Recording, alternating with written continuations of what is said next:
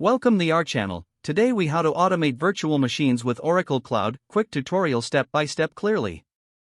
Begin by logging into your Oracle Cloud account. Navigate to the Oracle Cloud dashboard.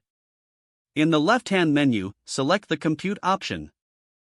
Click on Instances to view your current virtual machines. To create a new virtual machine, click on the Create Instance button. Choose the type of instance you want to deploy. Select the desired operating system image from the available options. Configure the instance details, including the shape and network settings. Once the settings are configured, review your choices. Click Create to launch your virtual machine. Next, navigate to the Automation section in the left-hand menu. Select Resource Manager for infrastructure automation. Create a new stack by clicking on the Create Stack button.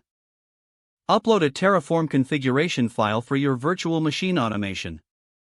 Fill in the required fields, including stack name and description. Click Create to establish the stack and begin the automation process. Monitor the stack's progress on the Resource Manager dashboard. Once the stack is complete, go to your compute instances to verify the new virtual machine. To automate scaling, modify the Terraform file with your scaling specifications. Deploy the updated stack to apply the scaling rules. Test the automated virtual machine by simulating workloads. Finally, review and optimize your Terraform configuration for efficiency.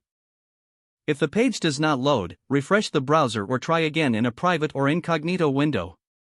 Make sure you are using the correct email address, then retype it carefully to avoid small typos. If your password is not accepted, use the reset option and create a new strong password you can remember.